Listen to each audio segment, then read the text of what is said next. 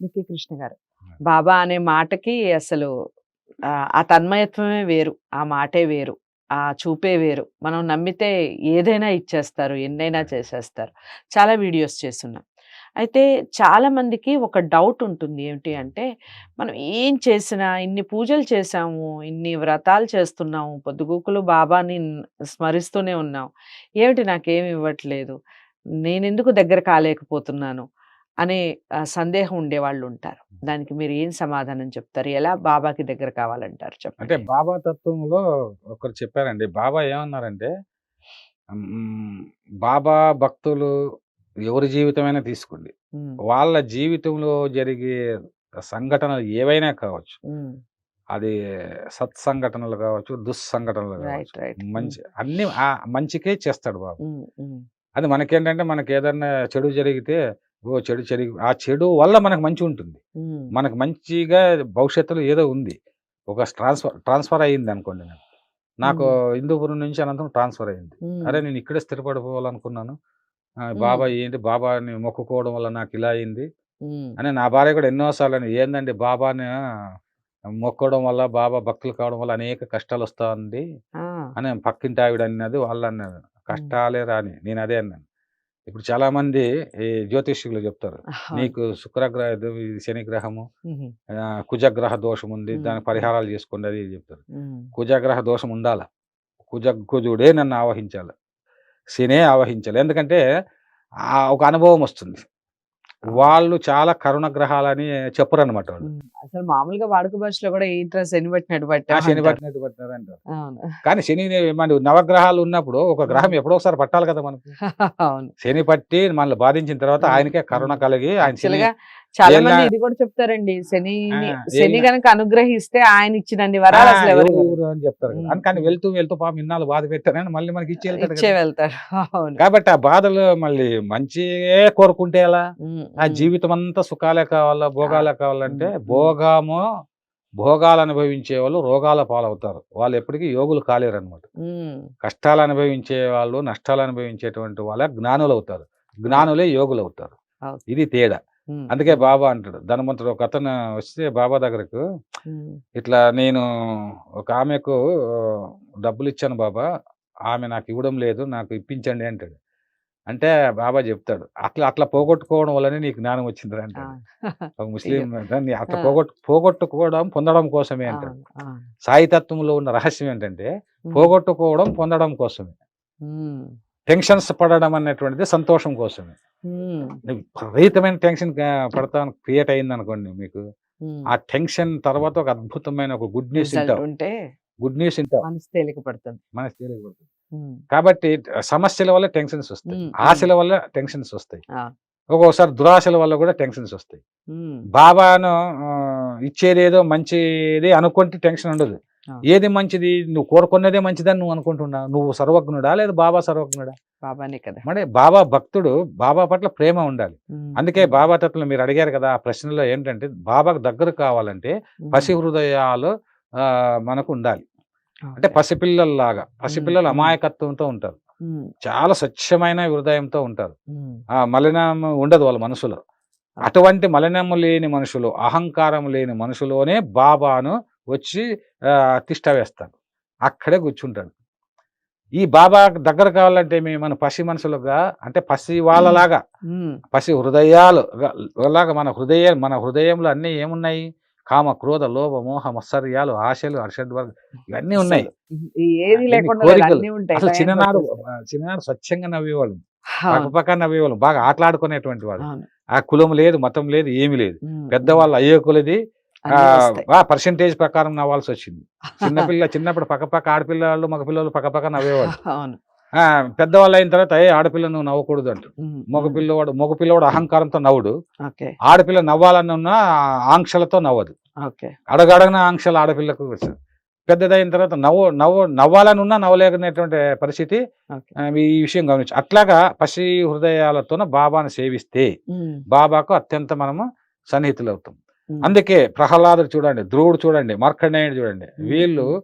పసి హృదయాలతో బాబాను పరిపూర్ణంగా నమ్మి, ఎందుగలడందు లేడని సందేహమవలదు చక్రి సర్వోపగతుండు ఎందెందు వీరికి చూసిన అందందేగలడు ధనవాగ్రని వింటే అని వాళ్ళ నాన్నతో అంటాడు. అతడు రాక్షసుడు కాబట్టి, హిరణ్యకశిపుడు రాక్షసుడు, వాడు అహంకారం ఉందని. అహంకారం ఉండక భరతి చోట ఉన్నాడంటే ఎలా? డింభక సర్వస్థలములంబోరొక నేత్రుడున్న మిగుల సంరంభంబున పలికేదవు ఈ స్తంభమున చూపగలవ చక్రిని గిక్రిని అంటే పర్వతం నుంచి పరమాణు వరకు సర్వమునందు ఉన్నారు, ఈ మహాస్తంభం నందు ఉన్నాడా తండ్రి అంటాడు. అంటే అతను ఎందుకు రా నువ్వు పదే హరి హరి హరి హరి హరి అని చెప్పేసి అంటున్నావంటే, మందార మకరంద మాధుర్యమున తేలు మధుపమ్ము ఓబునే మదనములకు నిర్మల మందాకిని వీచికలంతోగు రాయించి చెనునే తరంగినులకు. అలా సరే లలిత పల్లవ శాఖీ చొక్కు కోయిల జరిగిన కుటుంబాలకు ఇలా చెప్తూ, పూర్ణేందు చంద్రికా స్ఫురిత చకోరం బరుగుని సాంద్రని హారములకు. అసలు ఫీల్ అయిపోతాడు అనమాట. హరి అంటేనే ఫీల్ అయిపోతాడు. నేను సాయి అంటే ఒక తన్మయం ఆవహిస్తుందని. అలాగా ప్రహ్లాదుడు కూడా అంతే. అంటాడు పూర్ణేందు చంద్రిక, ఎంతగా కనిపిస్తాడో అసలు వెన్నెల. పూర్ణేందు చంద్రిక స్ఫురిత చకోరం బరుగునే సాంద్రని హారములకు అంబుజోదర దివ్య పాదారవింద చింతనామృత మత్త విశేష చిత్తం. చింతనామృత మత్తపాన విశేష చిత్తం ఏ రీతితరం చేరనేర్చు వినుత గుణశీల. అప్పుడు వినయంగా వినుత గుణశీల మాటలు వేయునేల, వినుత గుణశీల మాటలు వేయునేల. అయ్యా మందార మకరంద మాధుర్యం తెలు మధుపము అని మదనము. తుమ్మిద చెట్లు అయిపోతుంది మందార మకరందం గోలేటువంటి తుమ్మెద. అట్లాగా నేను హరి చరణామృతం ఆయన కంబుజుడు దివ్య పాదార వింద చింతన, అతనే చింతన, ఆ పాదాలని చింతన చేస్తే ఆ పానంలో మొత్తం విశేష చిత్తం నాది అంటాడు. అట్లా సాయిబాబాని ఎప్పుడూ స్మరించు, ఆ పాదాలను స్మరించాలి. నీ పదము భవహరము, నీ పదము శుభకరము, నీ పదము ఇహపరము సర్వమంగళకరము. ఓ సాయి శంకర భక్త జన కింకర కరుణేందు శేఖర విశ్వేశ్వర పాహిమాం సర్వేశ్వర. నీ పదమే సురుచి, నీ పదమే గగనము, నీ పదమే భువనము, నీ పదమే అని ఇట్లా ఒక అద్భుతమైనటువంటి ఫ్లోతో నేను రాశానండి ఒక పాట. అంటే దాసగణ సేవితం అన్నాను. నీ పదమే సుమధురం, నీ పదమే సుస్వర. అట్ట అంటే ఎలా వస్తుంది ఏదంటే ఆ పదాన్ని ఆలోచిస్తూ ఆయన పాదాలంతా నీ అందుకే దాసగణ మహారాజా ఆయన పాదాలకు నమస్కరించినందుకు గంగా యమునలో చెయ్యి. అంటే ఎంత ఆ పవిత్రమా అంటే గంగా యమునలకు ఎందుకు వెళ్తావరా త్రివేణి సంఘం, నా పాదాలు నమస్కారం చేయండి. నమస్కారం చేసి నేను చూస్తే పులికించిపోతాడు, చాలా ఆశ్చర్యపోతాడు. అదే విధంగా ఆయనను వర్ణించినటువంటి కవులు మీరు బాగా పాటలు కానీ సాయిబాబా హారతి పాటలు, అదే విధంగా ఉపాసనీ బాబా ఆ పాదాలను అక్కడ పాదాలు అక్కడ ప్రతిష్ఠిస్తారు షిరిడీలో. ప్రతిష్ఠించి ఏమి పాదాలు అసలు, ఈ బాబా పాదాలు, ఇవి సామాన్యమైనటువంటి పాదాలు ఇవి. అదే విధంగా ఎందుకంటే శ్రీపాద శ్రీవల్లభుడు, ఋషిమ సరస్వతి, మాణిక్య ప్రభు, అక్కలకోట మహారాజు, ఈ షిరిడి సాయిబాబా వాళ్ళ పాదాలు సామాన్యమైన పాదాల. కాబట్టి ఈ పాదాలు ఇవి సదానింబరుక్షస్య మూలాదివాస సుధాశ్రావినం. అప్పుడు పాదాలు అక్కడ ప్రతిష్ఠించే సందర్భంలోనే పాదుకలు ప్రతిష్ఠించే సందర్భంలోనే ఈ సదానింబరుక్షస్య మూలాదివాస సుధాశ్రావినం తిక్తం అప్యప్రియం తం తరుం కల్ప వృక్షాధికం సాధయంతం నమామీశ్వరం సద్గురుం సాయినాథం అంటాడు. అంటే ఎంత గొప్పగా చెప్తున్నారండి అసలు ప్రతి మాట, అసలు మీరు ఆ సాయి తత్వంలో అలా లీనమైపోయారు మాట్లాడుతూ. కాదు మేడం, నేను చెప్పడం కదా, అదే మీరు గమనించాల్సి నేను చెప్తున్నానా అని మీరు అనుకుంటున్నారు. నేను ఆనందిస్తూ ఉన్నాను. ఆ శబ్దాలు కానీ ఆ సౌందర్యం కానీ అంటే అటు ఊహిస్తేనే బాబాను ఊహిస్తేనే పులకించిపోతుంది. అందుకే పసివాళ్ళు అయిపోవాలి, ఇక్కడ అహంకారం ఉండకూడదు. ఇప్పుడు నేను చెబుతున్నాను అంటే అది పెద్ద అహంకారం. నేను అన్ని చదువుకొని ఇన్ని గ్రంథాలు చదివిన అది చేసి పండితుడు జ్ఞానము వచ్చిందా ఇంక నువ్వు పశువు కన్నా హీనం అన్నమాట. ఓకే. పండిత పుత్ర సుంట నరక కాదు. హ్మ్. పండితుడు అహంకారం ఉంటే వాడు సుంట. హ్మ్. నేను చెప్తున్నా. హ్మ్. ఎవరు గొప్పవాళ్ళు కాదండి. ఒక భగవంతుడు గొప్పోడు. ఒక సాయిబాబా గొప్పోడు. ఓకే. ఆయన ఇస్తేనే మనకు జ్ఞానం వస్తుంది. హ్మ్. ఆయన ఇస్తేనే ఆయన పుస్తకం ఇస్తేనే కదా! నేను హ్మ్. ఎక్కడో పల్లెటూరులో ఉన్నటువంటి వాడిని. ఒక మారుమూల గ్రామంలో ఉన్నట్టు నాకి వేదాలు గాని, ఉపనిషత్తులు గాని, ఇప్పుడు గాని, సైకాలజీ గాని, ఫిలాసఫీ గాని రైట్. 100 గ్రంథాలు రాసేటువంటి ఇవన్నీ ఎక్కడి నుండి వచ్చాయండి? అసలు సాధ్యమా? Is it possible? It is not కాదు. పాసిబుల్. హ్మ్. హ్మ్. కానీ ఇచ్చాడు అంటే ఆయన ఇచ్చాడు. గొప్ప ఏదో విషయం. అంటే నేను పూర్వజన్మలో ఏదో ఆ షిరిడీలోనో లేకపోతే సుకృతం. ఎక్కడో ఆయన సత్సంగం చేస్తున్నట్టు వినుకుంటూ హ్మ్. ఉన్నాను. హ్మ్. హ్మ్.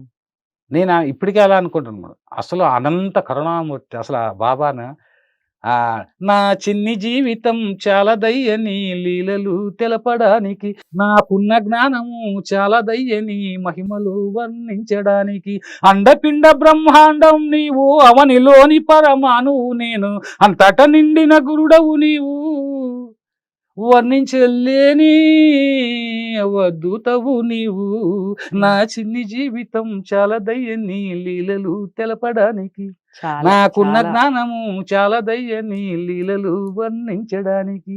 హ్మ్. ఈ టీవీల్లో గాని, ఛానల్స్‌లో గాని, సత్సంగాల్లో గాని ఎక్కడ కూడా ఆయన గురించి చెప్పలేము. ఏమంటే ఇది చెప్పుకోవాలి కాబట్టి కొన్నైనా భక్తులు పాపం ఎంతోమంది చూస్తుంటారు. నేను అహంకారులు ఆహ్, ధ ధనవంతుల కోసమో, లేదో మహాపండితుల కోసం చెప్పడం లేదు. హ్మ్. పాపం పేద భక్తులు ఎంతోమంది ఉంటారు. బాబాని నమ్మేవాళ్ళు. బాధల్లో ఎన్నో ఉన్నారు. ఏదో 4 మాటలు నేను చెబితే మీ ఛానల్ ద్వారా హ్మ్. వాళ్ళు విని అంటే నేను అనుభవించి నేను అసత్యం చెప్పనండి నోటితో. హ్మ్. ఎందుకంటే నేను చెప్పే ప్రతి అక్షరాక్షరం కూడా సాయి కరుణా కటాక్ష వీక్షణము నా జీవితంలో జరిగింది కాబట్టి, నాకు జరిగింది నాయన మీకు జరుగుతుంది. తప్పకుండా మీ జీవితాలు బాగుపడతాయి. నమ్మండి, నమ్మండి, నమ్మండి. ఓకే. బాబాని నమ్మండి. బాబాని నమ్మి చెడినవాడు ఈ భూమండలంలో ఒక్కడు కూడా లేదు రైట్. అని నేను ఈ ఈ సత్సంగాలు ఈ రూపంలో చెప్తున్నానండి. ఓకే.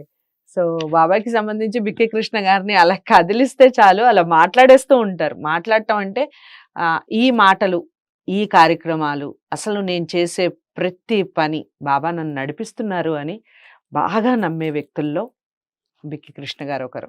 మనందరం కూడా నేను కూడా నమ్ముతాను. అలా చాలామంది నమ్మేవాళ్ళుంటారు. నమ్మకంతో ఏ పని చేసినా 100% సక్సెస్ అనేది వస్తుంది. మరి మీరెంతవరకు నమ్ముతున్నారు? మీరు ఈ వీడియోస్‌ని ఎంతమందికి షేర్ చేస్తున్నారు? ఈ విషయాలన్నీ మీ మీదే ఆధారపడి ఉన్నాయి. తప్పకుండా ఇలాంటి వీడియోస్‌ని లైక్ చేసి అందరికీ షేర్ చేయండి. ఛానెల్‌ని సబ్స్క్రైబ్ చేసుకోండి. బాబాకి సంబంధించిన మీ జీవితంలో జరిగిన అద్భుతాలేవైనా ఉంటే తప్పకుండా కామెంట్ బాక్స్‌లో తెలియచేయండి. దానికి సంబంధించిన ప్రోగ్రామ్స్ కూడా చేసే ప్రయత్నం చేస్తాను. మరో మంచి కార్యక్రమంతో మళ్ళీ కలుద్దాం. నమస్తే.